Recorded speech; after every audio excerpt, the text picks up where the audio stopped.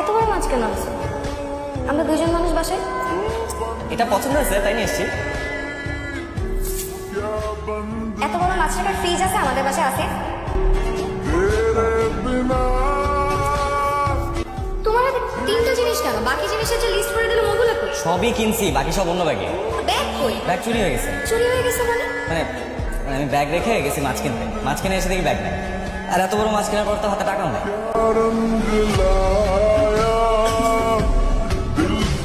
মানে আমি কি করবো বলো তো?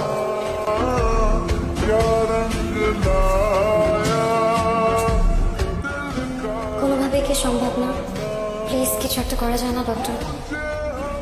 এই অবস্থায় বাঁচানো বেশ কঠিন, আর বাঁচলেও অনেক টাকা পয়সা ব্যাপার, দেশের বাইরেও নিতে হতে পারে। কত টাকা?